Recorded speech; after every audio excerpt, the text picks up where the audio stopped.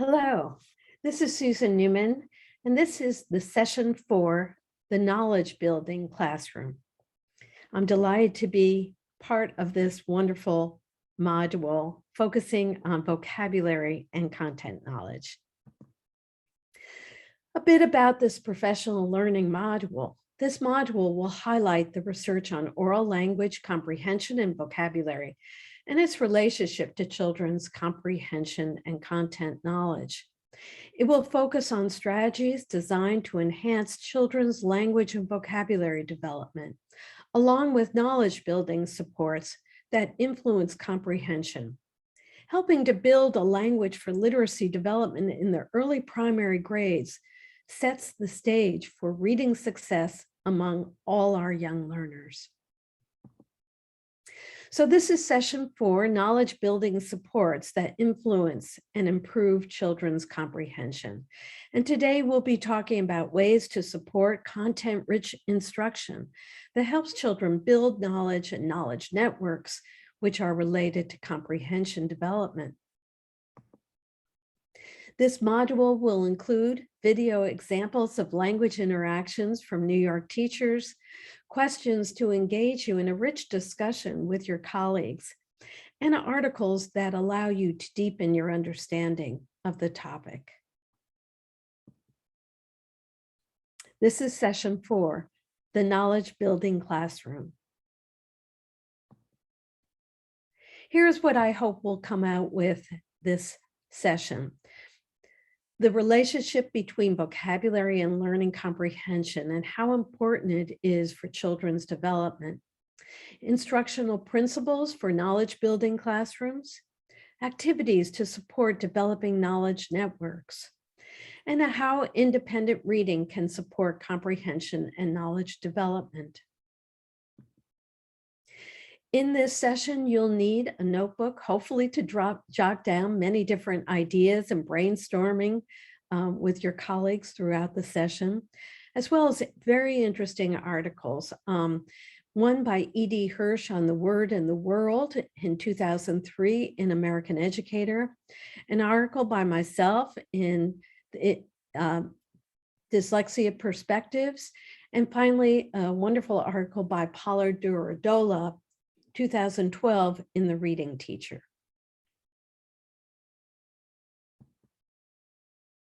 So this again sets the stage for our work together. As many of you know, vocabulary and comprehension are very much related.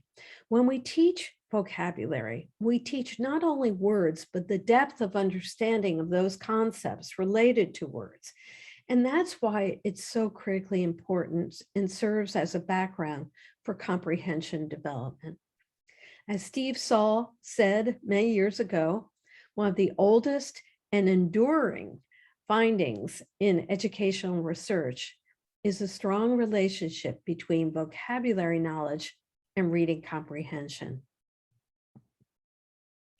So this is why knowledge building supports are so critically important. And I wanted to start today by focusing on the complexities of comprehension development. Read the paragraph along with me as I read aloud. Thomas Alva Edison lit up the world with his invention of the electric light. Without him, the world might still be a dark place. However, the electric light was not his only invention.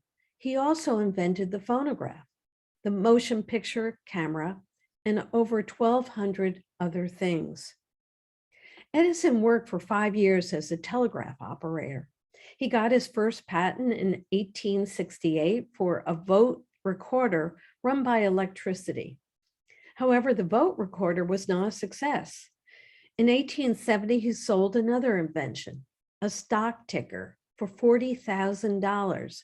A stock ticker is a machine that automatically prints stock prices on a tape. He was then able to build his first shop in Newark, New Jersey. So we would say this is a well-constructed informational paragraph. The sentences are relatively short. There's a couple of definitions within the paragraph itself. Edison is an important character, and so it's important that children learn about him. Yet think about this paragraph a little bit more. If I asked you, who was Edison? You would look at the paragraph and you would say, well, he talks about his invention, but it does not specifically state that he was an inventor. Now, you and I surmise this based on the fact that he created an invention, but it's not actually in the paragraph itself. Secondly, if I asked you, what is a patent? Well, we know he got his first patent in 1868, but what is that? In other words, even in this well-constructed passage, it does not describe what a patent actually is and how important that is in terms of invention. Finally, what's a stock ticker?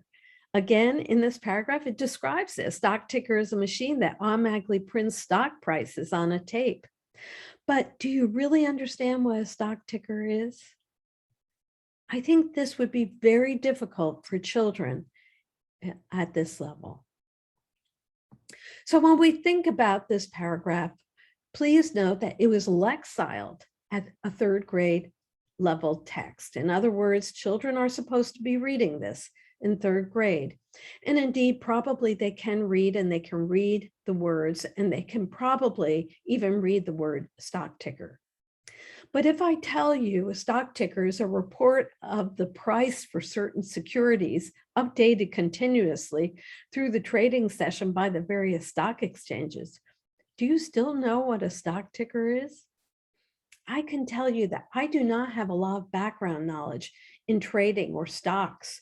And so I still, even though the definition is very clear in the paragraph itself, I still would not know what a stock ticker is.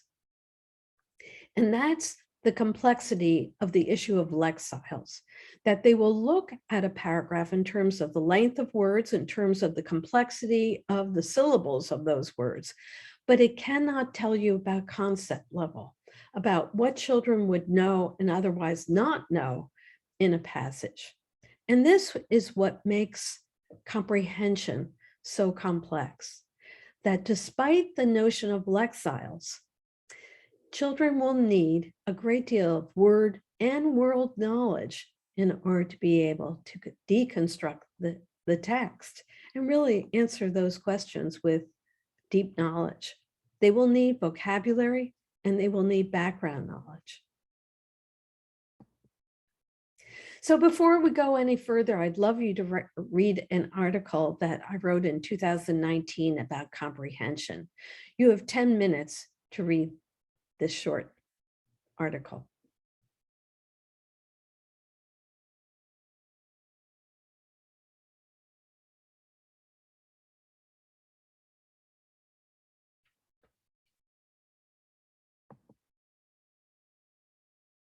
I hope you've gotten a chance to read the article. And now I would love you to discuss among each other.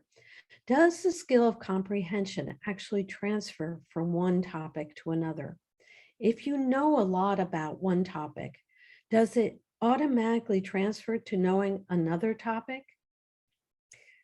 And then the more difficult question, if comprehension development is not a generalized skill, as I suggest in that article, what does this mean for instruction?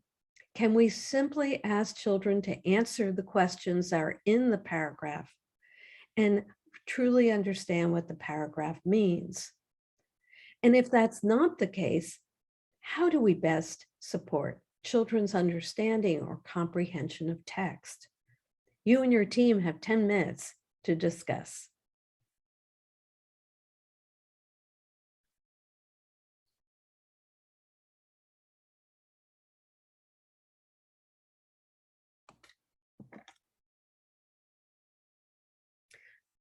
So the premise underlying that article, and hopefully in your discussion, is that comprehension is not a generic skill. It's not as if children can comprehend and not comprehend different topics. I could actually look at a third grade topic in science and perhaps not have good background knowledge and therefore not have good comprehension. So therefore, comprehension is heavily dependent on vocabulary and background knowledge. And these are the two things that we're going to emphasize in this session. So here's a troubling statistic, and this was a study conducted in 1970 by Tickner and his colleagues, and it's called the knowledge gap hypothesis. And the notion is that the information revolution has occurred to such an extent that information is coming at us all the time. But the problem is that those children and those adults who have knowledge are more able to gain knowledge faster. It's the speed of accuracy of that information coming in that will differentiate those who are information that haves and those who are information not haves. So what we see for children who come in with limited background knowledge is they will gain background knowledge through much of the wonderful work that you teachers all do, but it will come in slower than those children who have a richer background knowledge and can use that to gain knowledge faster. So this suggests that over time, if we don't do our work early on, the knowledge gap will grow. And in my work and other work, it suggests that the knowledge gap is much more serious than the word gap because it affects how people respond to their world, whether they're able to do basic instrumental tasks throughout their lifetime. So let's talk about instructional principles for knowledge building. And one of the things we know is we can do it, and we can do it early on. So we're going to talk about creating interactive, content-rich units of instruction. We're going to do that through a series of 4 principles, and principle 1 is really important, and that is we need to saturate children with a depth of vocabulary and content knowledge, and we need to do it very early. It's really important because content knowledge builds slowly. It's not something that is like alphabet knowledge where children can get it and then they have it. It is an unconstrained skill, and as a result, we need to begin very early on. But the beauty of it is this: when we teach vocabulary knowledge in depth, we are helping develop content knowledge. When we teach content knowledge, we're helping to develop their vocabulary. So the two are very reciprocal. So when we begin, we focus on topics. We teach literacy through interesting topics. And we think about the content standards because this is what children are going to have in order to be successful as they go to 3rd grade and 4th grade. And one of the things we know is they're fascinated. So there are math concepts of space and measurement that children just love and grapple with. Social studies, learning about their world, their community, their immediate geography is really important to kids. Science, they come to school wanting to understand their world and the phenomena around them. And so there are wonderful science topics like learning about animals, learning about ecology in their world. And finally, the arts, appreciation of the fine arts and our history in arts. So these are all content standards that we actually look at to see what kinds of vocabulary words will children need in order to be successful as they get older. But there are also special topics that you want to focus on based on children's interests. And we want to know about those interests because I believe very strongly they come with a driving desire and eagerness to learn about their world. So some of the ways you might do this is to create a simple interest inventory to find out what are those interests. Do they love sports? Do they love dance? Do they love certain TV characters? Take a moment with your colleagues and talk about your children's interests. What intrigues them? What do they want to come to school learning? What might they want to know more about? Chat a bit about this and let's discover more about children's interests? You have 10 minutes to discuss.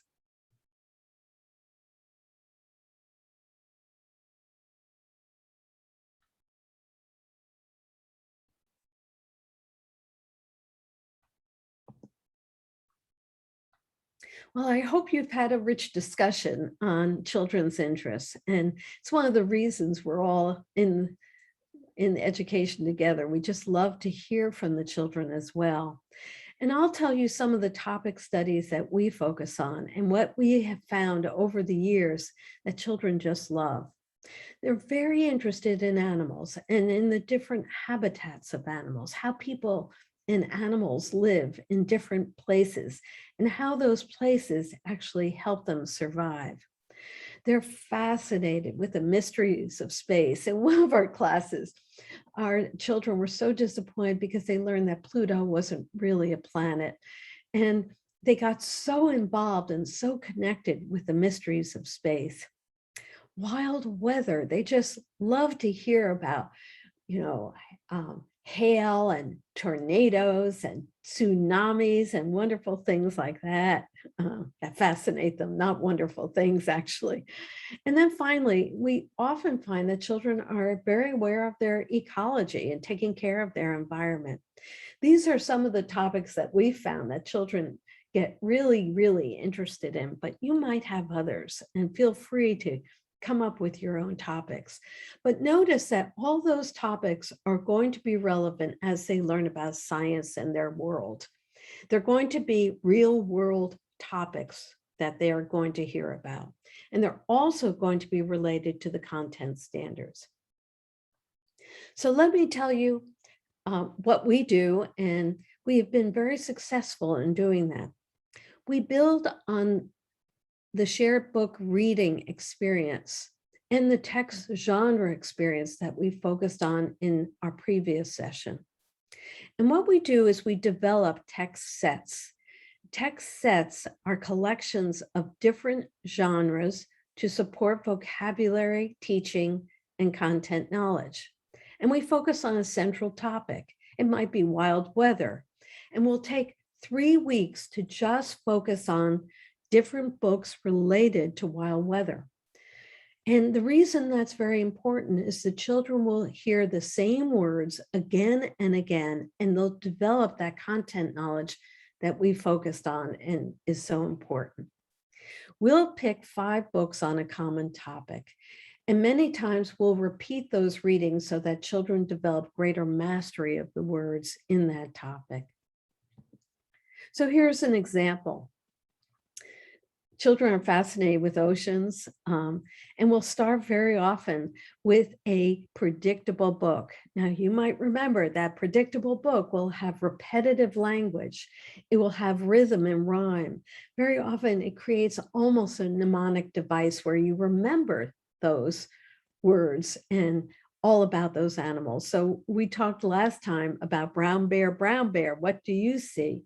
And many of you may be able to quote it because it's so memorable. We then go to a rhyming book and then a storybook, all about oceans. And that storybook will have maybe a main character, but it will still be what we call a narrative nonfiction. In other words, it will be a narrative structure focusing on a topic like oceans. And then we'll have information books. And notice that in our sequence, we always have information books toward the end where the greater density of vocabulary lies. So we'll organize our text set in a very deliberate progression. We start with the easy ones, predictable books. We do what we call the call and response, almost reading together. We'll focus on rhyming books. Narrative nonfiction or storybook will be next, which has more complex language than the predictable and rhyming book, but still, again, has a story, so it's very memorable that children can recall. And finally, information books, where they'll really hear about these words in a more dense and conceptual way. So that's our progression. And then across those 5 books, we'll focus on big ideas. Now, the big ideas are these overriding themes and that we want children to really remember and be able to focus on regardless of what book and text genre it is. These are things we're going to return to again and again so that children will have a strong idea about them. For example, big ideas, a marine animal has life cycles. It has certain habitats that are based on their needs, and it has ways of protecting themselves. And the beauty of these big ideas is that we'll return to the big ideas every time we read a book. We'll go back to those big ideas to help the children link what was in the story with the overriding theme. Our principle too is that we'll build content vocabulary to increase the multiple exposure to words and concepts. So what we're going to do is we're going to see in those books, these same animals pop up all the time, whether it's manatee, which the children love because it's a gentle animal, a shark, quite opposite, a whale, and a dolphin, which the children all love. And notice again, we're focusing on nouns because the nouns are pictured. We can picture them and show pictures of them, and they're very memorable. And the children will immediately remember all about a dolphin or a whale and how large it is, and the sharp teeth of the shark and the gentleness of the manatee.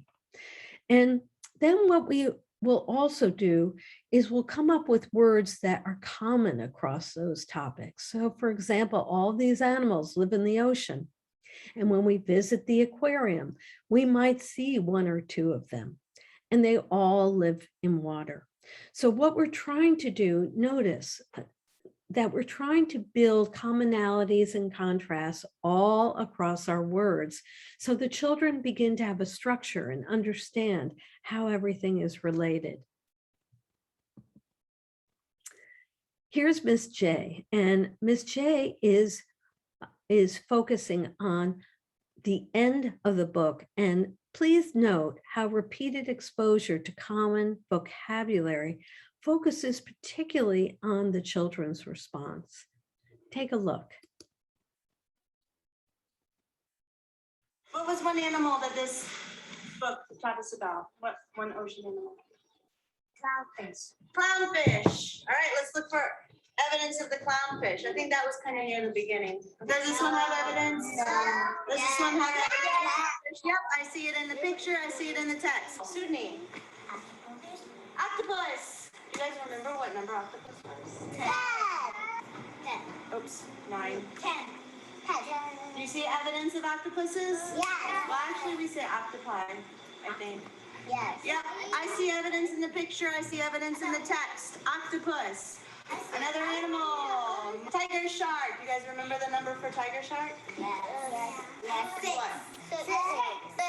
Yep, 6. I see evidence of tiger sharks in the picture. I see tiger shark right there in the text. What other animal did this book teach us about? Seahorse. Ooh, seahorses. Can you remember the number for seahorses? 6. 7. Well, that would be on the next page. Yep, there's our evidence. You guys have named a lot of the animals. I don't know if you can remember them all. I do remember one. The manatee. The manatee. That does 2. No. Look. 1. All right, so today we read this text, Somewhere in the Ocean. The topic was oceans, and it taught us all about ocean animals. Look up here. Let's review our vocabulary. Charlene, look, love. Say oceans. Ocean. Clownfish. Clownfish. Whale. Good. What's this one? Manatee. Starfish. Very good. So next time we meet, we're going to read another book. Our next book's going to be called Ocean Sunlight, and it's going to be talking about sunlight in the ocean. That's going to be the topic. All right.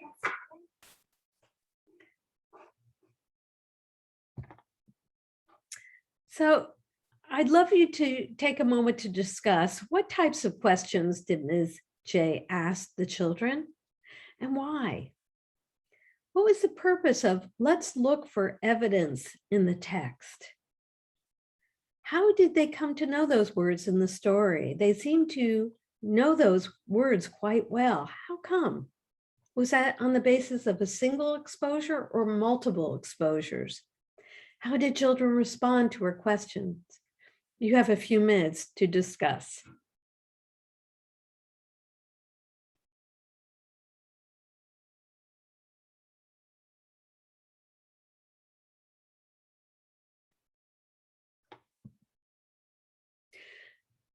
Now let's talk about principle 3. Let's talk about the connections between words and concepts. The reason we want to move children to concepts is that they're bigger ideas and they help to build knowledge networks. So if I have information about these marine mammals, I know that they live in the ocean, have lungs and breathe air, give birth to babies, and have a backbone. But notice I'm also going to help children understand these things that are not a marine mammal. Now, children love to do this. What is not something? So a shark, does a shark live in the ocean? Yes, but does it have lungs and does it breathe air?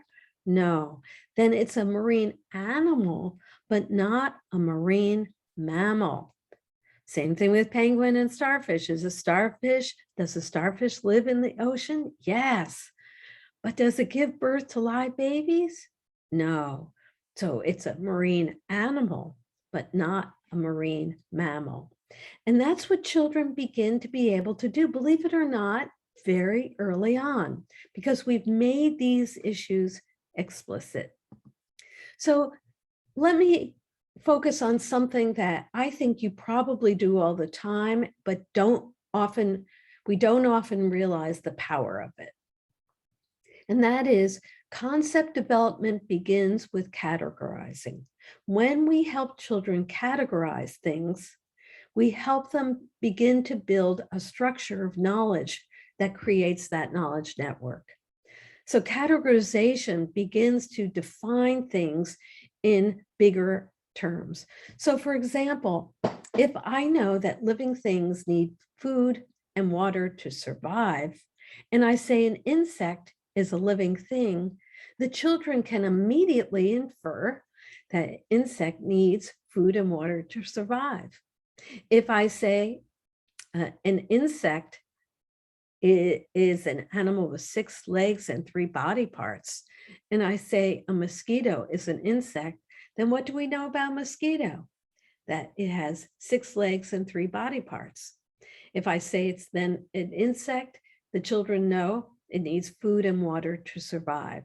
So notice how I'm building a structure where children can begin to develop what we call inferential reasoning. They can infer on the basis of developing a category. Now, this is what they also love. I'll say, is a reptile a living thing? Yep, a reptile's a living thing. And that means it needs food and water to survive. But is a reptile an insect? No, the children will say. And why? Because a reptile does not have 6 legs and 3 body parts. So it's a living thing, but it is not an insect. And we have children who are 4 and 5 who can do this kind of complex reasoning.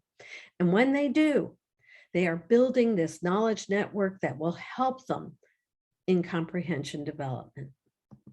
Here's some fun ways to do this. Remember, years ago, Sesame Street came up with this very simple strategy, but it was very powerful, where they would say, which one doesn't belong? And you can do very simple tasks with young children and they love to say, which one doesn't belong, instead of how are all the things similar? So try that. It's a wonderful technique. Here's another way of doing this. We always use pocket charts, by the way. We'll put up pictures and we'll say, how are they all alike? Is there one that's different? In what way are they alike or not alike? Very simply, you can begin by, who likes honey, or who likes mustard or something like that. And you can categorize the yeses and nos. And in the very beginning, then you can say, the children can say, so many children loved honey, others did not. And this categorization is a very, very simple way, but very powerful in developing concepts. Now, one of the things that we do is we make sure we don't say the word similarities and differences, because actually that word sometimes confuses children. They're not exactly sure. So we say alike or not alike, yes or no. Here's another strategy, and I know many of you probably use Venn diagrams, but how are tomatoes and apples alike? How are they not alike? And this is, again, a very powerful strategy. And then I often don't think we use semantic feature analysis enough, but this is a great strategy for building categories where you take your vocabulary words and then you take your properties of different things, and the children get to put an X or a minus on whether or not that particular word or object is related to that property. So these are kinds of activities that you can return to again and again, because they develop a way of doing things that help children develop those categories. So why is categorization so important for knowledge building? Because understanding similarities helps to build depth of vocabulary knowledge, because you begin to see it in different ways. Secondly, understanding differences helps you to differentiate and build knowledge by coming up with new categories. So in other words, if something is a living thing but not an insect, you have to begin to establish a new category for what those other kinds of animals are. So it's a way of building knowledge in a very strategic way. So I'd love you to watch Miss Kurtz, one of our New York teachers who is working with children to build knowledge on the mysteries of science. Take a look. What do you know about planets and asteroids? How are they alike? How they are like is that they both float around in space. Ooh, they both are in space, and you said they both float around. What's that word, Jessica? That we know. What do planets do? And what do asteroids do? Rudy? They orbit. They orbit. They both orbit. Yeah. Now, think about what you've learned about telescopes and space probes. How are telescopes and space probes alike? Space probes, it's in the Earth and it can see to outer space, and telescope can see outer space too. Joanna, can you add to that? Wait, but a space probe flies to space and takes photos of space, but it's kind of the same because you can still see space. And then through a telescope, you can see all the way in space too. So they're the same because you can see space from both of them. How are they different? Oh, what's different about them?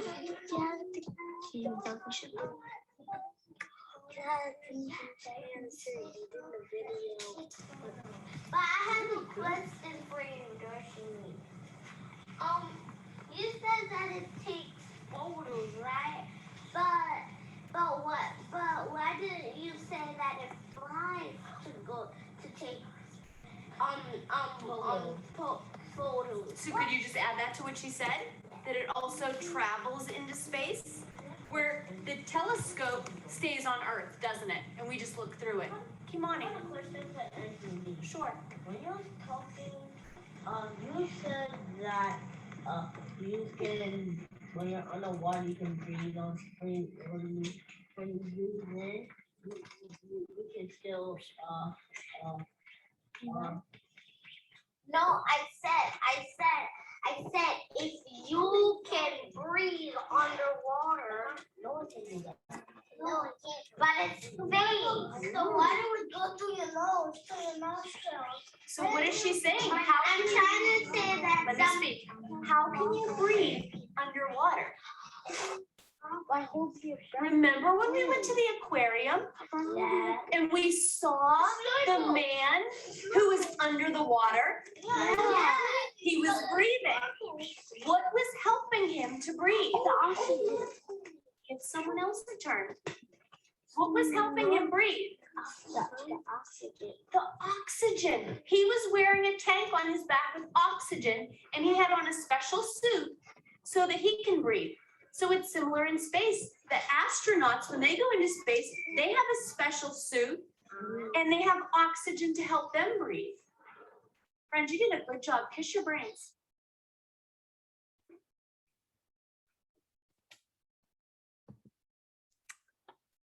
I love looking at that video because I love looking at the children and how engaged they are and how rich that conversation was. So one of the things we know is that topic focus and shared book reading helps to build children's vocabulary and knowledge.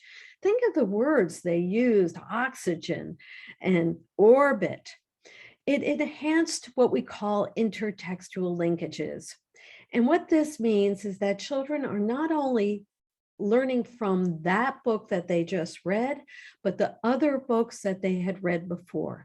So they're comparing and contrasting across these different books.